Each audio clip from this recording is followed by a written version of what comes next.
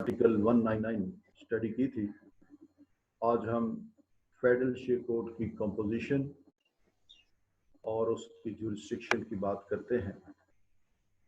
अहम टॉपिक है कॉन्स्टिट्यूशन का चैप्टर 3A और आर्टिकल 203A से ये शुरू होता है। फेडरल शेयर कोड इसकी मुख्तसर बैकग्राउंड ये है कि ज़ियाउल हक के मार्शल लॉ के दौरान ज़ियाउल हक साहब ने जो इस्लामाइजेशन का प्रोसेस शुरू किया था, उसी को आगे बढ़ाते हुए कवानीन का जायज़ा लेने के लिए कि वो इंजेक्शन ऑफ इस्लाम के रिपग्नेंट तो नहीं है, ये कोड एस्टैब्लिश की गई। इससे पहले भी आइन के अंदर 1973 के कॉन्स्टिट्यूशन में कवानीन का इस्लाम की प्रोविजंस के मुताबिक जायज़ा लेने का बंदोबस्त मौजूद था इस्लामी काउंसिल की सूरत में। और चैप्टर 9 227 आर्टिकल से शुरू होता है, तो उसमें भी उसके ज़ुम्मे यही फंक्शन लगाया गया था कि कवानीन का जायज़ा ले कि इस्लाम के मुताबिक हैं और फिर रिकमेंड करे। तो उसकी रिकमेंडेशन जो थी वो नॉन बाइंडिंग थी। शायद इसी वजह से फेडरल शेयर कोड के कॉन्सेप्ट को आइन के अंदर डाला गया। ये जजमेंट की सूरत में है, डिक्लेरेशन की सूरत में है और इसका फैसला बाइंडिंग है। तो फैसले के हवाले से हम आगे बढ़ते हैं, लेकिन उससे कबल थोड़ा सा मुख्तसर सा इसका हम जिक्र कर लें। 203A article, provisions of this chapter shall have effect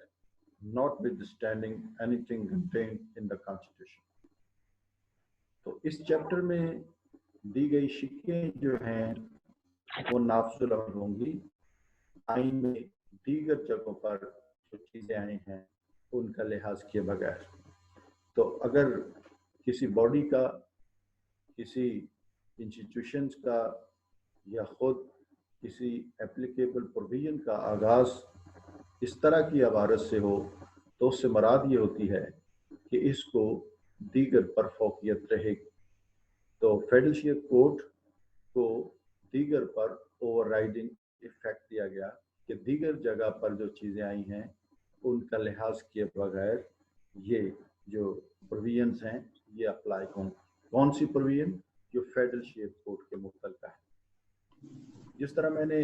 आपको बताया कि ये बाद में अमेंडमेंट करके इसको डाला गया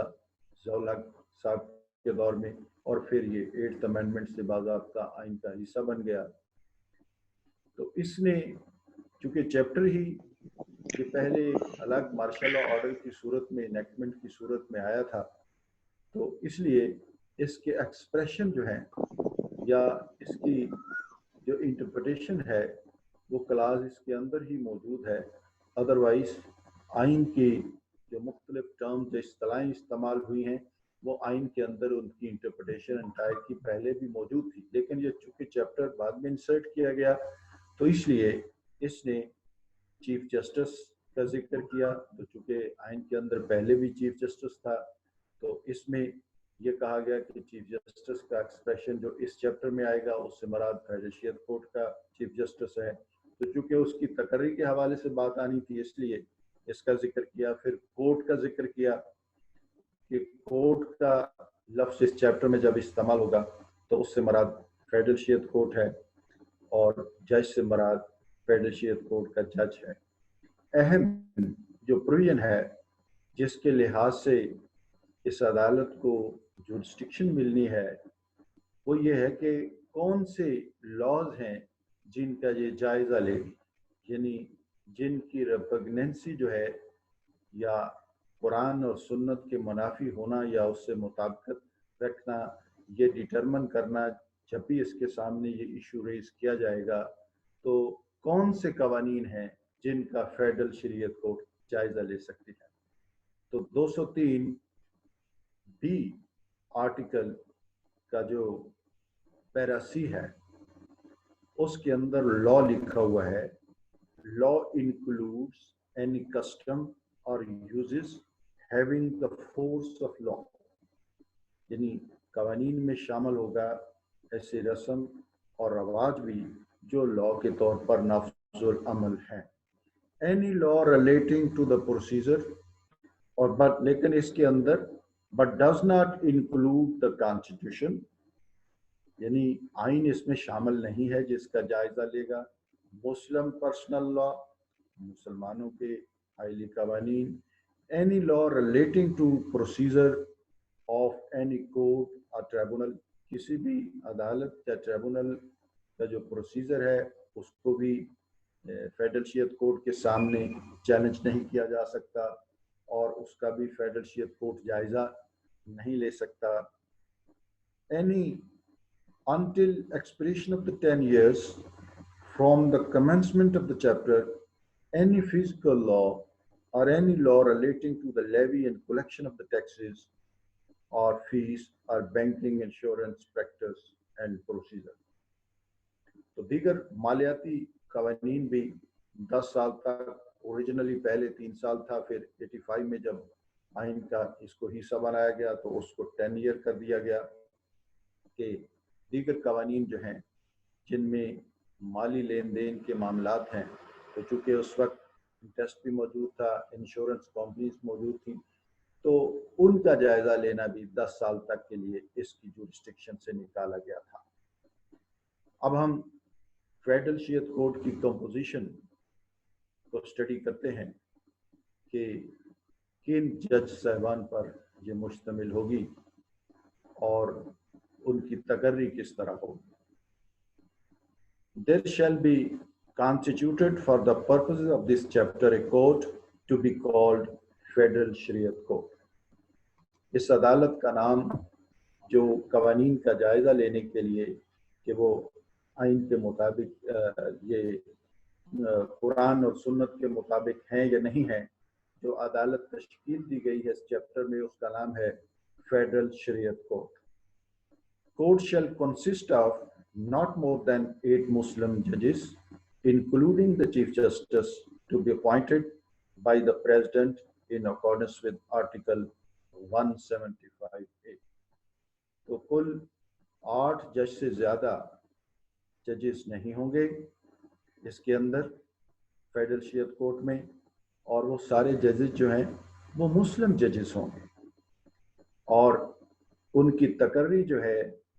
وہ صدر پاکستان آرٹیکل 175A کے تحت. تو 175A کے اندر جو تقرری کا طریقہ کار ہے وہ بھی بعد میں کانسٹیٹیوشن کا پارٹ بنایا گیا تھا 18th امینڈمنٹ کے تحت. اب ایک جوڈیشل کمیشن ہے جس کے ممبران جو ہیں چیف جسٹس آف پاکستان اس کے چیئرمین ہیں. سپریم کورٹ کے 4 سینئر موسٹ ججز اس میں شامل ہیں. ایک سابقہ سپریم کورٹ کا چیف جسٹس یا کوئی ریٹائرڈ جج جس کو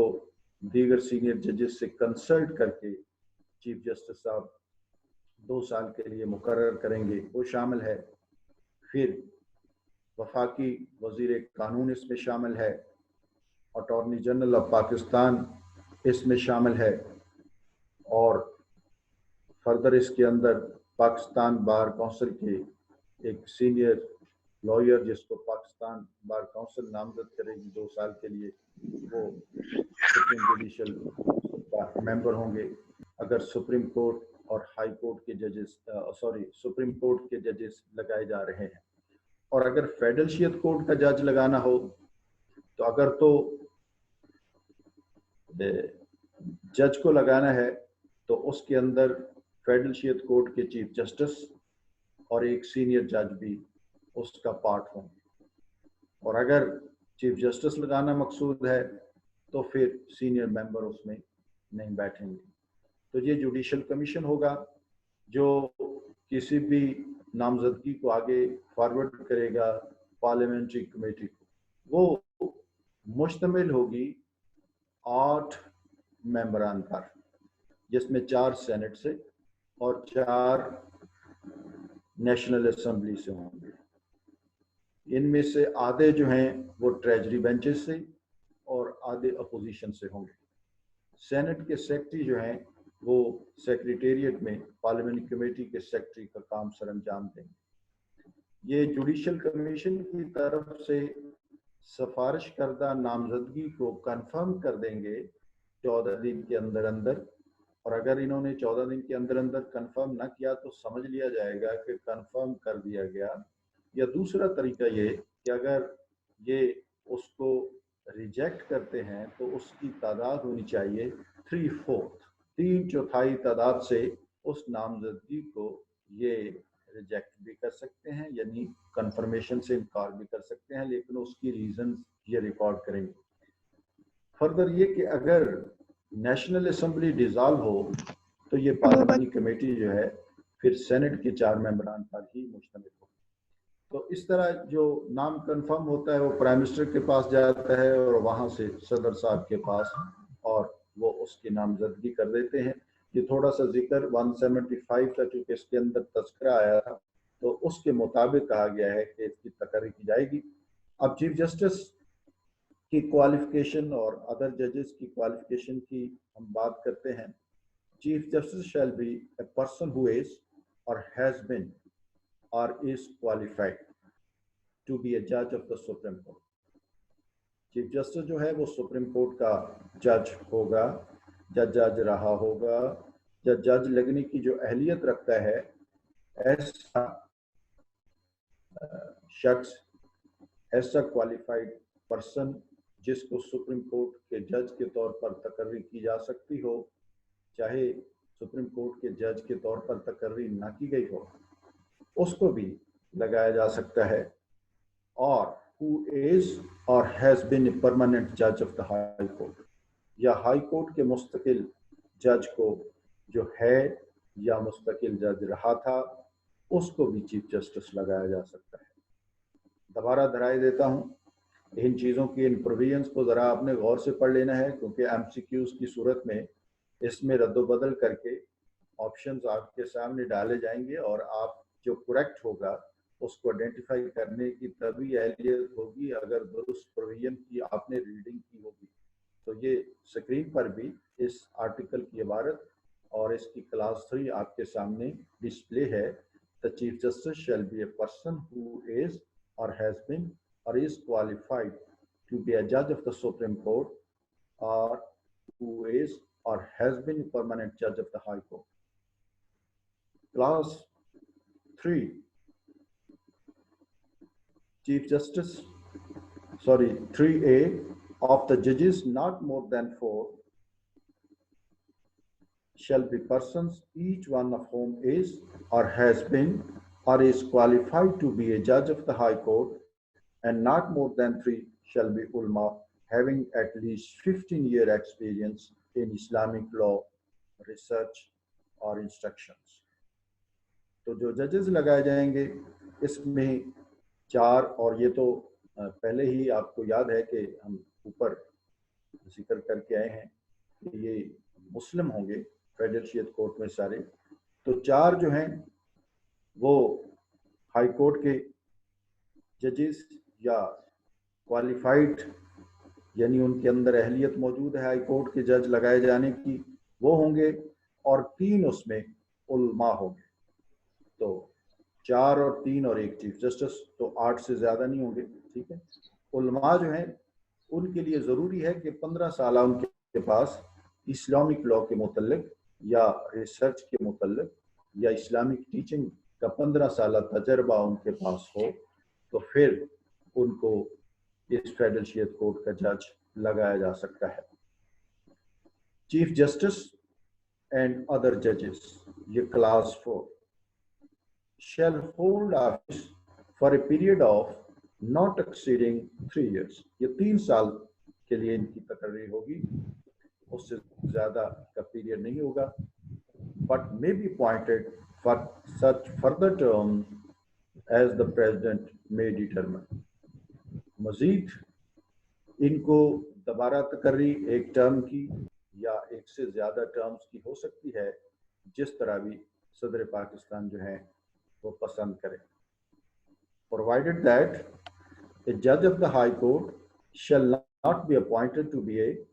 judge except with his consent and except where the judge is himself the Chief Justice after consultation by the President with the Chief Justice of the High Court. اب اگر sitting high court کے جج کو لگایا جا رہا ہے تو اگر تو وہ چیف جسٹس ہے تو اس کی کانسنٹ سے ہی لگایا جائے گا, آج خود آرڈر نہیں کر دیا جائے گا. یہ امینڈمنٹ بھی بعد میں 18th امینڈمنٹ کے ذریعے اس کے اندر انسرٹ کی گئی ہے. پہلے ایسے ہی اس کی عبارت تھی کہ پریزیڈنٹ لگا سکتے ہیں, لیکن اب یہ ایکسیپشن اس کے اندر ڈالی گئی ہے. تو اگر ہائی کورٹ کے چیف جسٹس کو فیڈرل کورٹ میں جج کے طور پر لگایا جا رہا ہے تو اس کی کنسنٹ لی جائے گی, اور اگر کسی اور جج کو ہائی کورٹ کے کو لگایا جا رہا ہے تو اس کی کنسنٹ بھی ہوگی, اور پریزیڈنٹ جو ہیں اس ہائی کورٹ کے چیف جسٹس سے بھی کنسلٹ کریں گے. The Chief Justice, if he is not a judge of the Supreme Court, and a judge who is not a judge of the High Court, may, by writing under his hand, attest to the President, resign his office. یعنی federal court کا جو chief justice ہے, اگر وہ supreme court کا جج نہیں ہے یا دیگر جج ہائی کورٹ کا جج نہیں ہے, تو پھر وہ صدر پاکستان کو استعفیٰ بھیج سکتے ہیں. لیکن اگر وہ ظاہر ہے ہائی کورٹ کے یا سپریم کورٹ کے جج ہوں گے تو ان کے استعفے کا پروسیجر چونکہ وہاں وہ جج تھے وہ اس پر کور نہیں ہوتا. یہ صرف ان کے لیے ہے کہ if he is not a judge of the Supreme Court and a judge who is not a judge of the High Court, by writing under his hand, addressed to the President, resign his office. وہ اپنے عہدے کو چھوڑ سکتے ہیں, اور اگر وہ جج ہوں گے ہائی کورٹ کے یا سپریم کورٹ کے تو پھر وہ پروسیجر اڈاپٹ کیا جائے گا جو ہائی کورٹ اور سپریم کورٹ کے جج کے ریزگنیشن پر اپلائی ہوتا ہے. Chief Justice and judge shall not be removed from office except in the like manner and on the like grounds as judge of the Supreme Court. ان کو ہٹائے جانے کا طریقہ کار جو ہے ریموو کرنے کا وہی اختیار کیا جائے گا جو سپریم کورٹ کے ججز صاحبان کو ہٹائے جانے کے لیے ریموو کرنے کے لیے استعمال کیا جاتا ہے. تو وہ آئین کے اندر ہی موجود ہے, وہ آگے چل کے ہم اس کو پڑھیں گے. سپریم جوڈیشل کونسل کے پروسیجر کے تحت ہی وہی کونسل ہی اس کو ریموو کر سکتی ہے, اور انہی گراؤنڈز پر ہی ریموو کر سکتی ہے جن کا آئین کے اندر ذکر موجود ہے.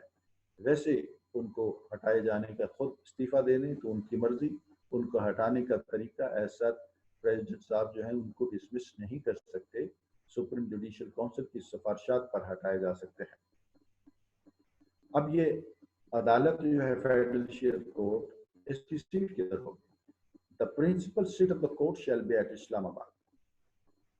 but the court may from time to time sit in such other places in Pakistan as the Chief Justice may, with the approval of the President, appoint. تو مین عدالت تو اسلام آباد میں ہوگی, لیکن دیگر جگہوں پر دیگر شہروں میں بھی یہ عدالت لگائی جا سکتی ہے, اس کے بینچ تشکیل دیے جا سکتے ہیں, یہ وہاں پر کارروائی یا سماعت کر سکتی ہے جو چیف جسٹس مقرر کریں گے. کس سے؟ صدر کی منظوری سے, یعنی پریویس اپروول صدر صاحب کی منظوری سے جو جگہ وہ پوائنٹ آؤٹ کریں گے. اس کے علاوہ یعنی لاہور میں کرنا چاہتے ہیں, کراچی میں کرنا چاہتے ہیں, کوئٹہ اور پشاور میں تو کیا جا سکتا ہے اسلام آباد کے علاوہ, لیکن اس کے متعلق ڈیسیژن جو ہے وہ چیف جسٹس کریں گے صدر پاکستان کی منظوری سے. اب چیف جسٹس اور ادر ججز جو ہیں وہ جب تقرری ان کی ہو جائے گی تو اپنا عہدہ جب وہ سنبھالیں گے یا فنکشن سر انجام دیں گے تو اس کے لیے اوتھ کا بھی آئین نے ذکر کیا ہے کہ اوتھ کے بغیر ظاہر ہے وہ اپنا فریضہ سر انجام نہیں دے سکتے. تو کلاس 7 اس بات کا ذکر کرتی ہے کہ بطور جج یا بطور چیف جسٹس اپنا عہدہ سنبھالنے سے قبل before entering upon office, the Chief Justice and Judge shall make before the President or the person nominated him oath in the form set out in the third schedule. تو وہ صدر پاکستان کے سامنے یا صدر پاکستان جس شخص کو نامزد کریں اس کے سامنے وہ اوتھ لیں گے. At any time when the Chief Justice or a judge is absent or is unable to perform the function of his office, the President shall appoint another person qualified for the purpose to act as a Chief Justice or as the case may be judge. تو اگر کوئی جج جو ہے اس کی مدت پوری ہو گئی ہے یا اس نے ریزائن کر دیا ہے یا چیف جسٹس صاحب کی مدت پوری ریزائن کر دیا تو ان کی جگہ کسی دوسرے کی نامزدگی وہ کریں گے, ان کو لگائیں گے جج کے طور پر بھی اور چیف جسٹس کے طور پر بھی. A chief justice who is not a judge of the Supreme Court shall be entitled to the same remuneration, allowances and privileges as are admissible to a judge of the Supreme Court, and a judge who is not a judge of the High Court shall be entitled to the same remuneration, allowances and privileges as are admissible to the judge of the High Court. تو chief justice جو federal شیعت court کے ہیں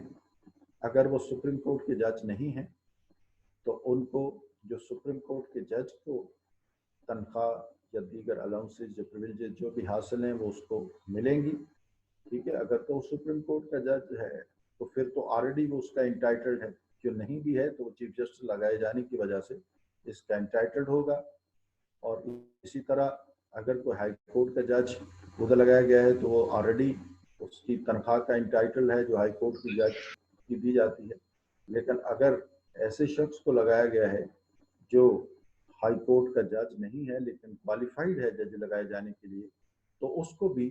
وہ تنخواہ دی جائے گی جو high court کے جج کو دی جاتی ہے. Provided that where a judge is already drawing a pension for any other post in the service of Pakistan, the amount of such pension shall be deducted from the pension admissible under this clause. اور اگر کسی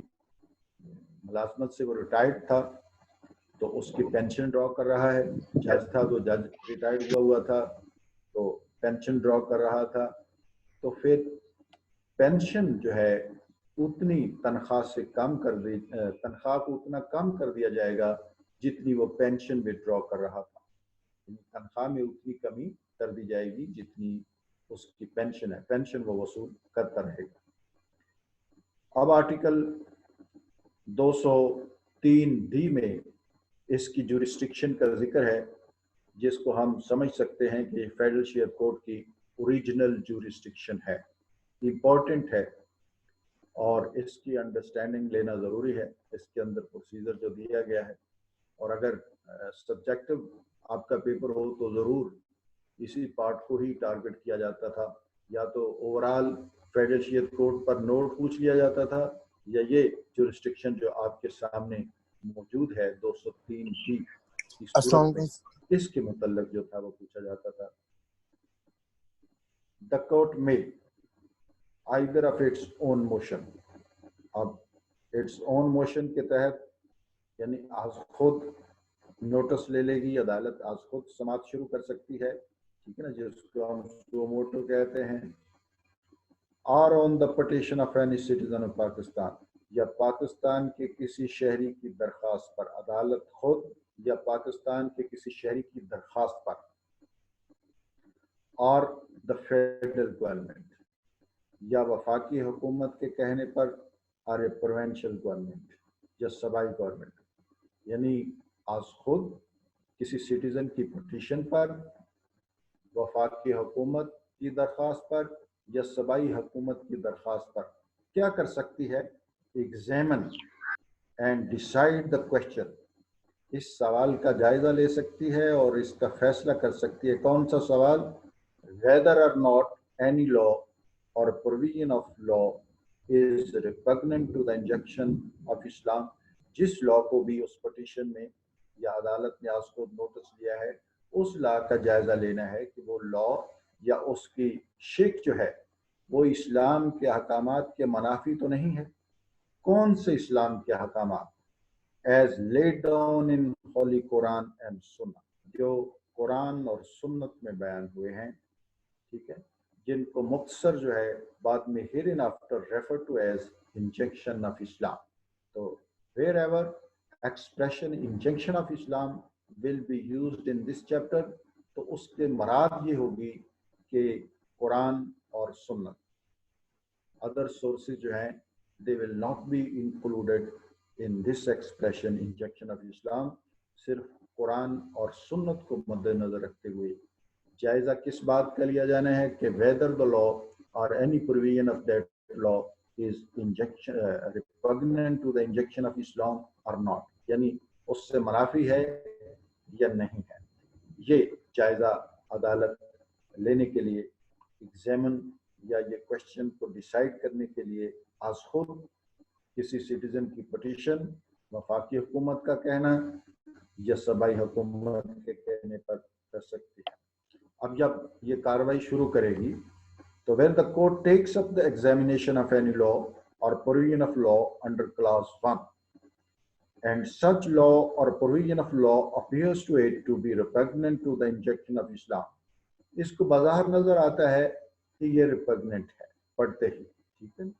اس provision کا جائزہ لیا اور اس کو اگر نظر آ رہی ہے کہ اس کے اندر ریپگننسی پائی جاتی ہے، اسلام کے منافی، انجیکشن کے منافی کوئی چیز اس میں بظاہر نظر آ رہی ہے، تو پھر کورٹ کیا کرے گی؟ the court shall cause to be given to the federal government in case of law with respect to any matter in the federal legislative list,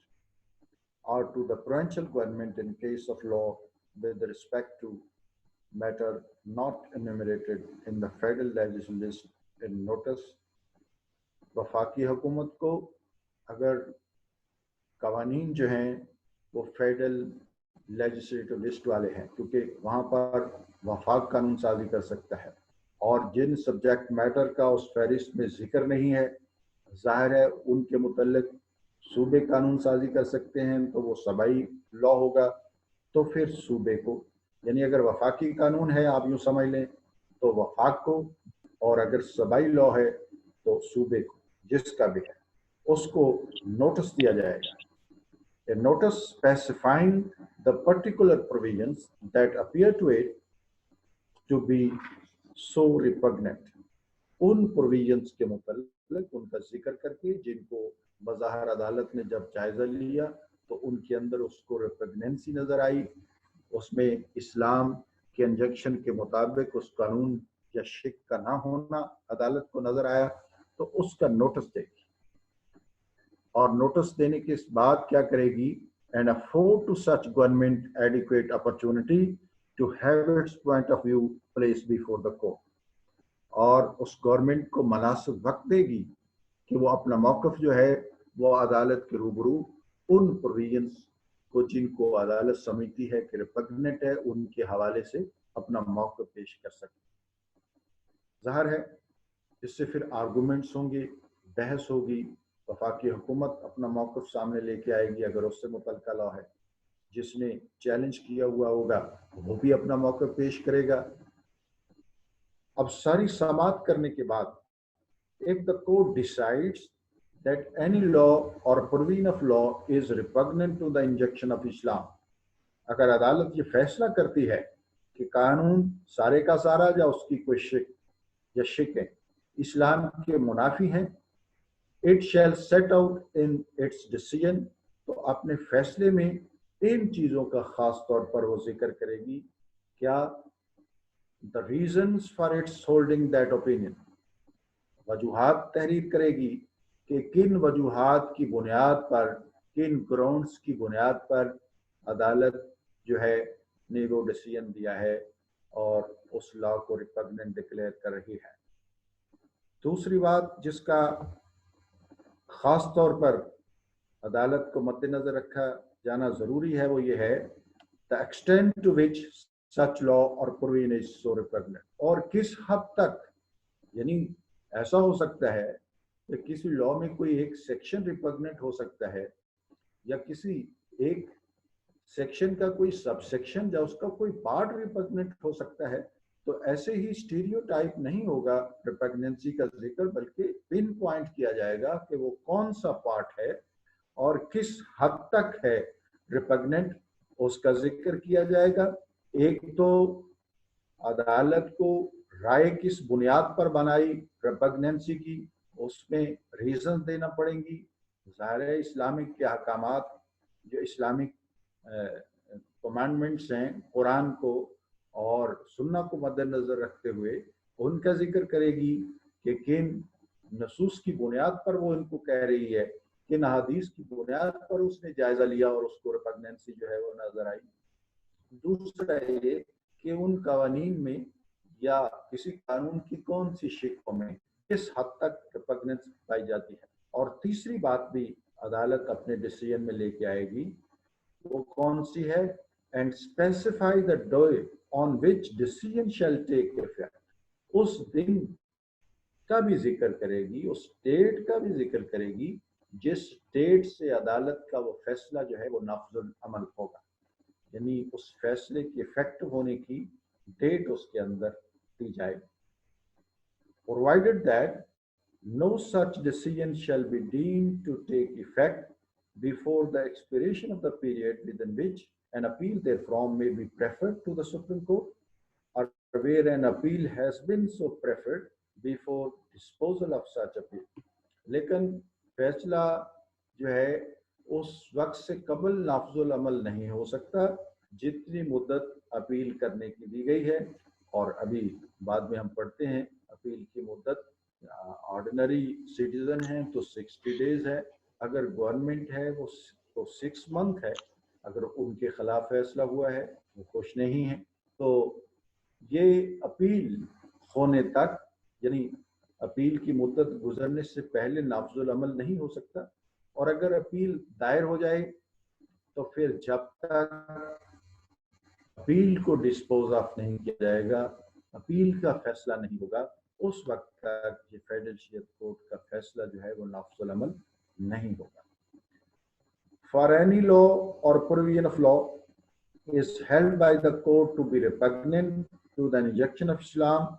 अगर किसी कानून को या उसकी प्रोविजंस को अदालत ने कुरान के, इस्लाम के ये इंजेक्शन जो हैं उनसे रिपग्नेंट डिक्लेयर कर दिया है, तो फिर the president in case of law with respect to a matter in federal legislative list or concurrent subjects, ये concurrent legislatures तब मौजूद नहीं है लेकिन concurrent subject हैं, वो कौन से हैं, वो हैं एविडेंस, क्रिमिनल प्रोसीजर कोड और क्रिमिनल लॉ। तो आप यूँ कह लें कि concurrent subject उनके हवाले से, और governor in case of law with respect to matter not enumerated in either of those lists